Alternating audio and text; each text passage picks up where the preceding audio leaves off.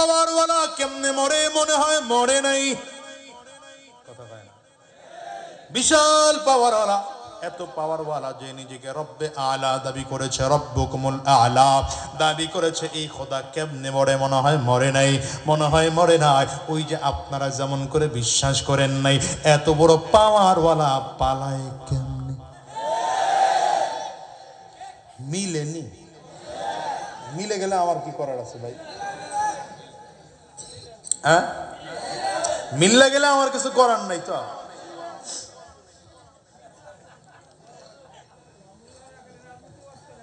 40টা দিন পার হয়ে গেল। আল্লাহ তাআলা ডাক দিলেন, পানি তাড়াতাড়ি কর, তোর ভেতর থেকে লাশটারে চরের মধ্যে বের কর, কারণ তোর ভিতরে ফেরাউনের লাশ আছে। মানুষ বিশ্বাস করে না। লাশ আস্তে আস্তে করে ঢেউয়ের তালে তালে লাশটাকে সামনের দিকে নিয়ে আসছে পানি। চরের মধ্যে লাশ এইবার পড়ে আছে। মিশরের মানুষগুলো তাকিয়ে তাকিয়ে দেখে এত বড় ক্ষমতাওয়ালা চিত হয়ে পড়ে আছে। তাকিয়ে দেখে নড়েও না, কথাও বলে না, কোনো প্রশ্ন করলে প্রশ্নের জবাবও দেয় না। নিজের চোখে যখন দেখলো চরের মধ্যে লাশ পড়ে আছে, মিশরের মানুষ এইবার বিশ্বাস করে মনে হয় মরেছে, মনে হয় মরেছে। ওই যে আপনারাও যেমন করে বিশ্বাস করেছে, দুপুর 5টা বিকাল 5টা যখন বাজে, হঠাৎ করে ভিডিও দেখলেন, বুম।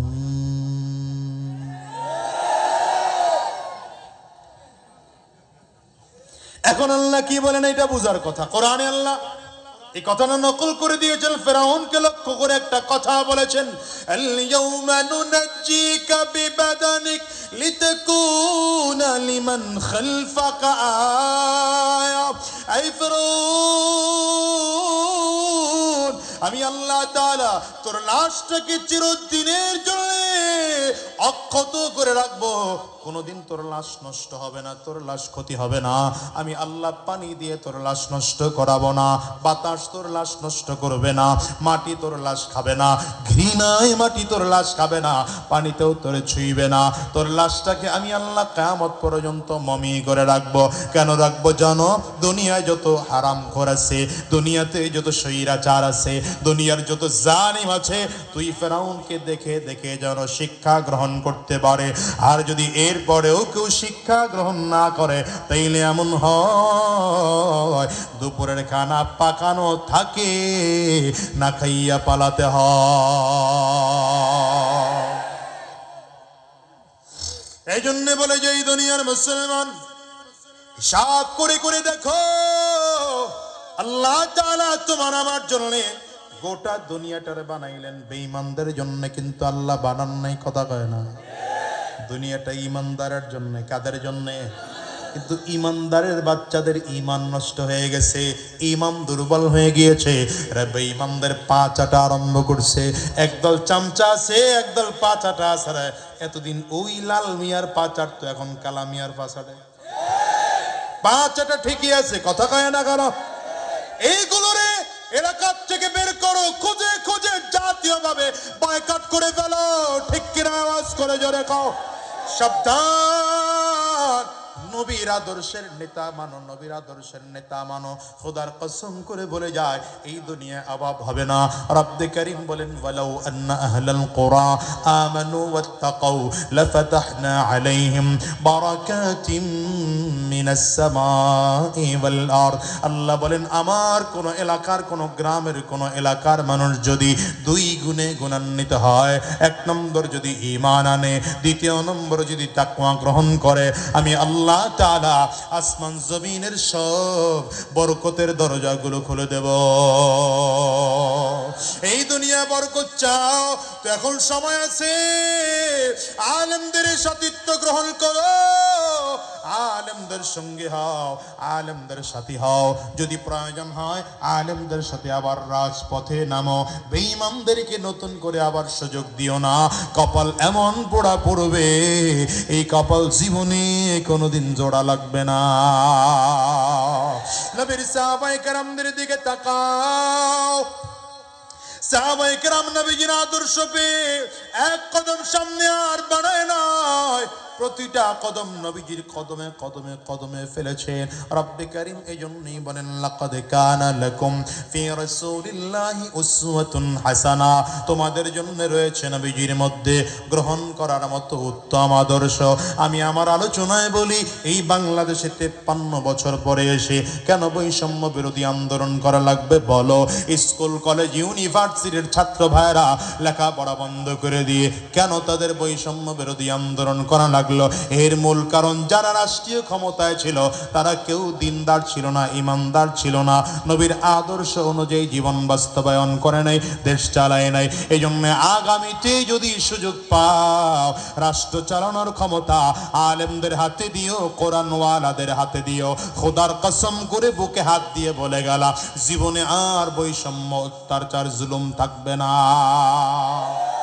যদি প্রয়োজন হয় নবীর সাহাবায়ে কেরামদের মতো রক্ত দেওয়ার জন্য তৈয়ার হও, যদি প্রয়োজন হয় নবীর সাহাবায়ে কেরামদের মতো জীবন দিতে তৈয়ার হও। ওই যে সাহাবায়ে কেরামদেরকে নবী ডাক দিয়েছেন, চলো যুদ্ধের ময়দানে যাওয়া লাগবে। যুদ্ধের ময়দানে নবীজি বীর বিক্রমে উহুদের ময়দানে যুদ্ধ করতেছেন। হঠাৎ করে কাফির মুশরিকরা সুযোগ পেয়ে ঘোষণা করে দিল, কদ কুতিলা মুহাম্মদ, নবীজি জমিন থেকে বিদায় হয়ে গেছে। কেমনে সুযোগ পাইল? বেঈমানগুলো রাহমাতুল লিল আলামিনকে লক্ষ্য করে বারবার করে তীর মারতেছে। তীরের এত জোরে আঘাত, তীরের আঘাতের কারণে মাথার লোহার টুপিটা নবীজির ভেঙে যায়, লোহার টুকরা মাথার খুলির মধ্যে ঢুকে যায়। বেঈমানগুলো তাকায় তাকায় দেখে নবীজির শরীর থেকে টপ টপ করে রক্তগুলো ঝরে ঝরে পড়তেছে। আমার নবী চেহারার মধ্যে হাত দিলেন, আর হাতটা সামনে এনে তাকিয়ে দেখলেন পুরো হাত রক্তে ভিজে গেল। নবীজি তাকিয়ে বলেন, কাইফা ইউফলিহু কওমুন দাম্মা ওয়াজহা নবিয়্যিল্লাহ, আরে ওই জাতি কেমন করে সফল কাম হবে যেই জাতি নবীজির চেহারা থেকে রক্ত ঝরায়। আমার আল্লাহ তাআলা ডাকবে, হাবিব আপনার কি বড় কষ্ট হয়?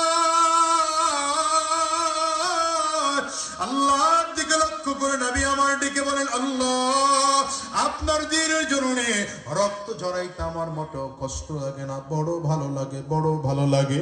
কিন্তু আফসোস করি কাফেররা কেমন করে নবীজির চেহারা থেকে রক্ত ঝরাইলো। আমার আল্লাহ ডেকে বলেন, হাবিব আপনার চেহারা থেকে রক্ত কেন ঝরাইলাম জানেন নাকি? রক্ত কেন ঝরাইলাম? আপনার চেহারা থেকে রক্ত এই জন্য ঝরিয়েছি, আমি উহুদের ময়দানটা কিয়ামত পর্যন্ত মুসলমানদের জন্য রেজিস্ট্রি করে দিতে চাই। এই জন্য আপনি নবীর চেহারা থেকে আমি আল্লাহ রক্ত ঝরাইলাম। রহমাতুল লিল আলামিনের রক্ত পড়ে পড়ে বেহুশ হয়ে জমিনের মধ্যে পড়ে গেলেন। ওদিকে পাথরের আঘাত লেগে দাঁত দুটো ভেঙে নবীজির জমিনের মধ্যে পড়ে যায়। মুখের থেকে রক্ত বের হয়, আবার মাথার থেকে রক্ত বের হয়। কাফির বেঈমানগুলো ঘোষণা করে দেয়, কদ কুতিলা মুহাম্মদ, মুহাম্মদ জমিন থেকে বিদায়। সাহাবায়ে কেরাম তো পাগল। আবু বকর সিদ্দিক দৌড়ায়, ওমর ফারুক দৌড়ায়, উসমান বিন আফফান দৌড়ায়, হযরত আলী রাদিয়াল্লাহু আনহু বলেন, শুহাদায়ে উহুদের লাশগুলো যেখানে একত্রিত করা হয়, একবার আমি সেখানে গিয়ে আমার নবীরে খুঁজি, দেখি আমার নবী সেখানে নাই। নবী আমার কই? রহমাতুল লিল আলামিন যদি জমিনে না বাঁচেন, আমারও দুনিয়া বেঁচে থেকে লাভ নাই। আরে মদিনার গলির মধ্যে এলান হয় না, মুহাম্মদ জমিন থেকে বিদায় হয়ে গেল।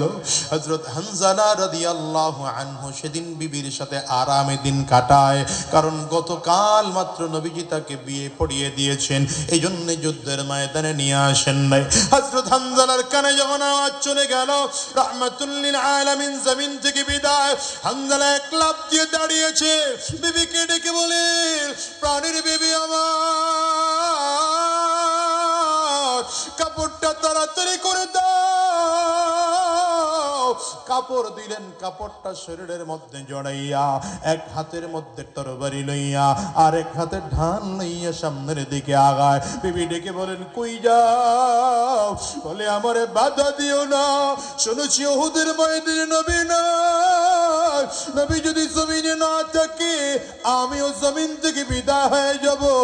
ওরে দুনিয়ার মুসলমানেরা, সাহাবায়ে কেরাম তো আমার নবীকে এত মোহাব্বত করতেন, এত ভালোবাসতেন, নিজের জীবনের চেয়ে পর্যন্ত সাহাবায়ে কেরাম নবীকে বেশি ভালোবাসতেন।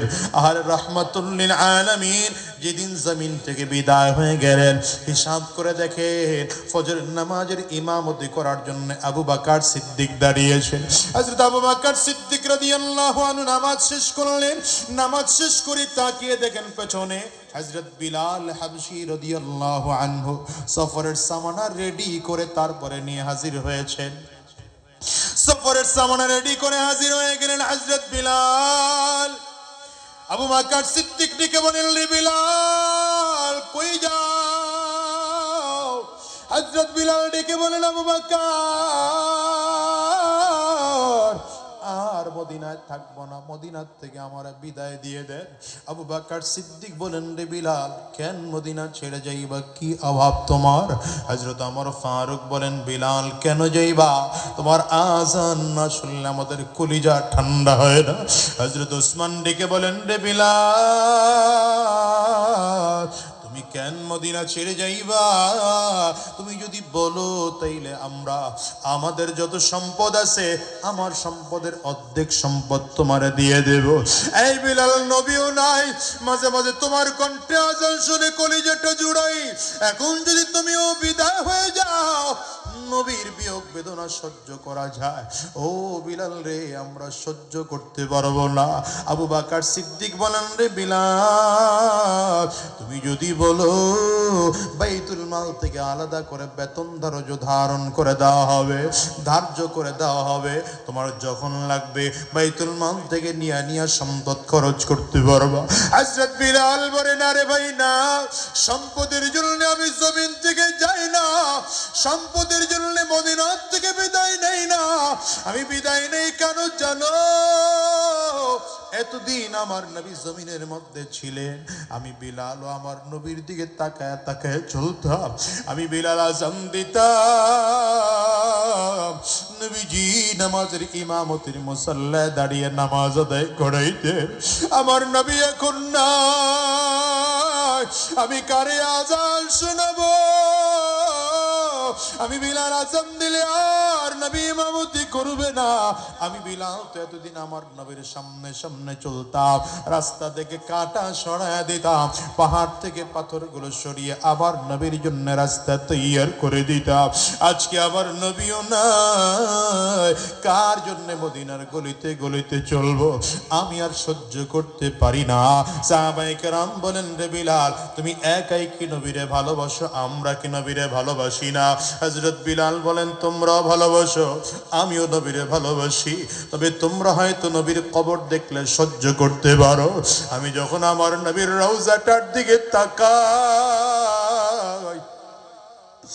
আমার কলিজাটা ছিঁড়ে যায়, সইতে পারি না। আমারে অনুমতি দাও, আমি মদিনায় থাকবো না, চলে যাব মদিনা ছেড়ে। হযরত বিলাল শেষ পর্যন্ত মদিনা ছেড়ে দামেস্কে চলে গেলেন। লম্বা কথা 6 মাস হয়ে গেল হযরত বিলাল মদিনায় আর আসে না। হঠাৎ করে বিলাল স্বপ্ন দেখে নবী আমার ডাক দেয়, রে বিলাল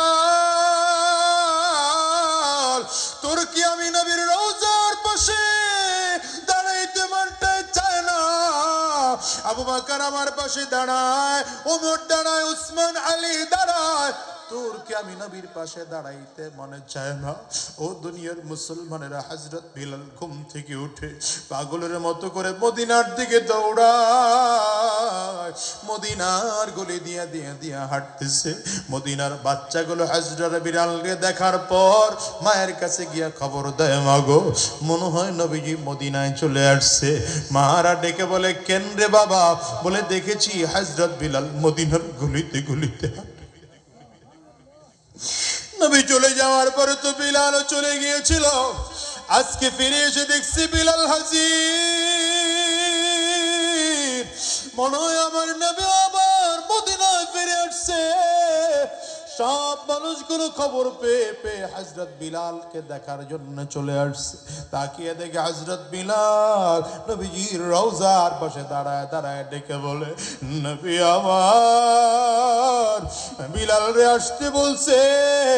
বিলাল আপনার কবরের পাশে হাজির। সাহাবায়ে কেরাম ডেকে বলেন, বিলাল কতদিন হলো তোমার কণ্ঠে একটু আজান শুনি না, একটু কি আজান শুনাইবা? হযরত বিলাল ডেকে বলে, আজান শোনানোর মতো শক্তি আমার নাই। আগে আজান দিতাম, নবীরে শুনাইতাম। আজান দিলে নবীজি এসে ইমামতি করবেন, আজকে আজান দিলে তো নবী আমার ইমামতির মুসল্লায় দাঁড়াবেন না। আমি বিলাল আজান দিলে যদি নবীর ইমামতির মুসল্লায় না দাঁড়ায়, তাইলে আমি বিলাল এমন আজান দিয়া সহ্য করতে পারি না। হযরত বিলালের দিকে তাকিয়ে সাহাবায়ে কেরাম বারবার করে আবেদন করে। হযরত বিলাল বারবার অস্বীকার করে। হযরত সালমান ফারিসি বলেন, তোমরা 1000 বার বললেও বিলাল আজান দিবে না। নবীর নাতি হাসান আর হুসাইন কই, ওদেরকে ডাকো। হযরত হাসান আর হুসাইনকে ডেকে আনা হলো। দুইটা ভাই হযরত বিলালের দুই পাশে দাঁড়ায়, জামার আস্তিম ধরে ধরে টানে আর ডেকে বলে, নানার মুয়াজ্জিন,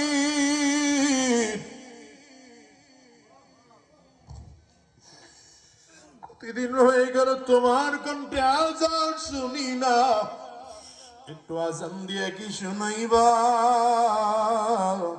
হযরত বিলাল তাকায় দেখে হযরত হাসান আর হুসাইনের চেহারার সাথে আমার নবীর চেহারার মিল পাওয়া যায়।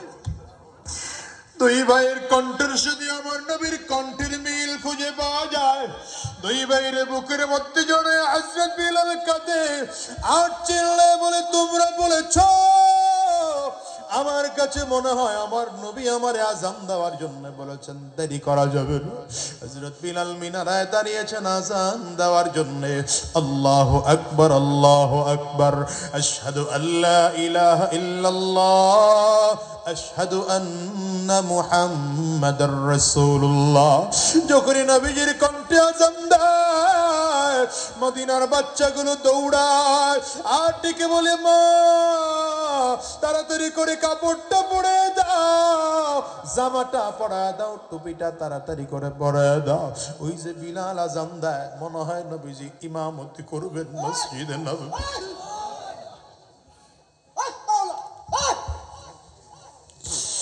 আগে বিলাল আজান দিলে তো নবীজি ইমামতি করত, আজকে বিলাল আজান দেয়, মানুষগুলো সব মদিনার দিকে দৌড়ায়।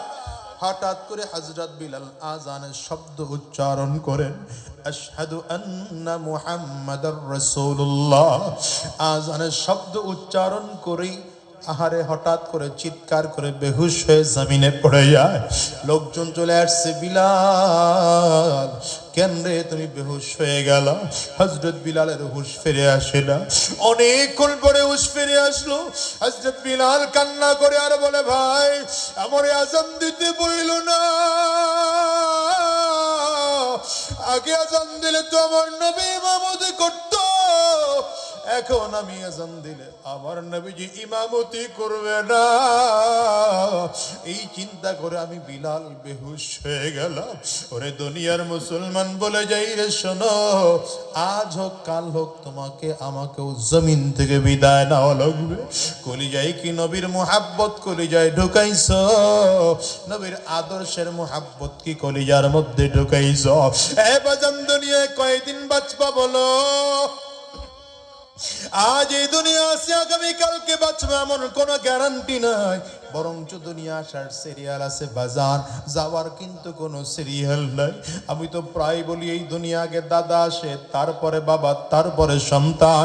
যাওয়ার সময় এমন হয়, দাদা দুনিয়া থাকে, নাতি জমিন থেকে বিদায় হয়। বাবা দুনিয়া থাকে, সন্তান জমিন থেকে বিদায় হয়। এ বাজান, তোমার আমার ক্ষেত্রে এমন হতে পারে কি পারে না? একটু আওয়াজ করে বলো। এই বন্ধানটার দিকেও তাকে দেখো, কত মানুষজন আছে মানা, কত মানুষজন আছে বাবা নাই। এ বাজান রে, আমি আজাদিও তো একজন মা হারা সন্তান। আজকে 18টা বছর হয়ে গেল মাকে হারাইলাম। নিজের টাকার একটা আপেল কিনে দেওয়ার ক্ষমতা আজকে আমার মায়ের নাই। আমি নিজের হাতে একটা শাড়ি কিনে আমার মাকে দেব, মা এটা পড়ো। বাজান রে, এই মজলিসের মধ্যে আমার মতো কে কে মা হারা আছেন? একটু হাতটা উঁচা করে দেখ। কার কার ঘরে বাবা নাই? আপনারও হাত উঁচা করে একটু দেখান। হাতগুলো তুলে রাখেন, হাতগুলো নামাইবেন না। আমার যুবকগুলো তাকায় তাকায় দেখুক, যুবক রে তাকায় দেখ, এই মানুষগুলো হাত তুলেছে। এদের কারো ঘরে মা নাই, কারো ঘরে বাবা নাই। এরা পাশে গিয়ে দরজার মধ্যে টোকা দিলে মা এদের দরজা খুলবে না রে। বাবার কোনদিন দেখতে পাবে না। যুবকরা কেমন করে তোমারে বুঝাই বলো?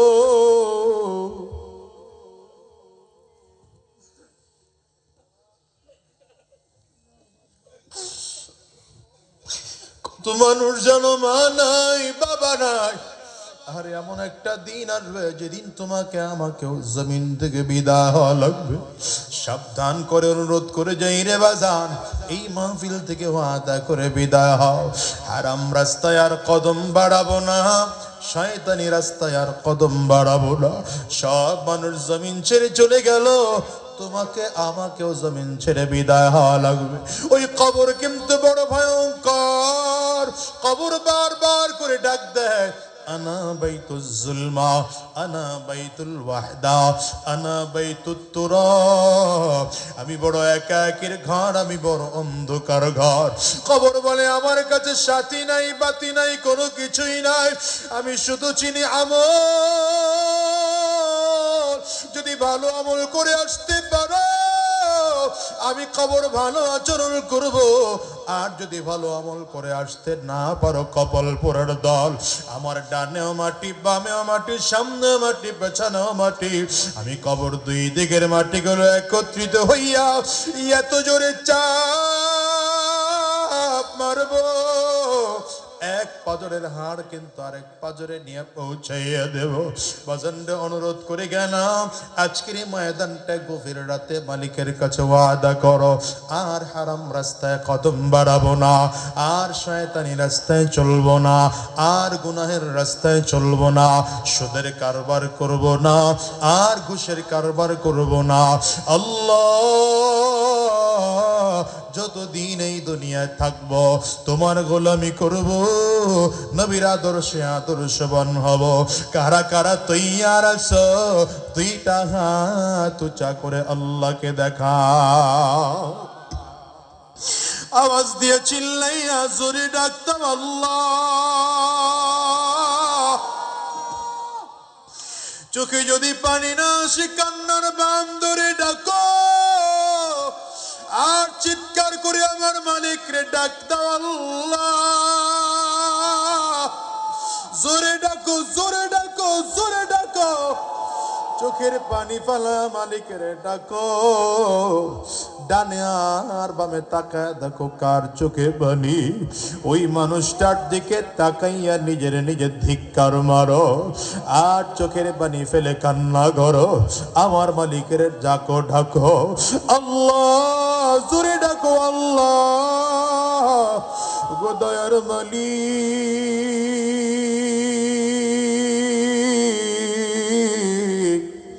যতজন গোলাম আমরা দুইটা হাত উঁচু করলাম, ওয়াদা করলাম আর হারাম রাস্তায় চলবো না, শয়তানি রাস্তায় চলবো না, গুনাহের রাস্তায় কদম বাড়াবো না।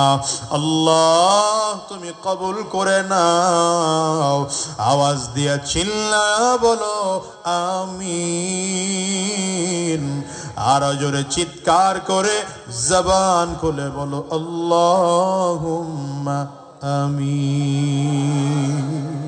হাতগুলো নামান আমার বাজার। রাত অনেক গভীর হয়ে গেছে, আপনাদেরও কষ্ট হচ্ছে। আমি যে কথা বুঝাতে চেয়েছিলাম, দুনিয়ায় যতদিন থাকবো নবীর আদর্শে আদর্শবান হব। দিন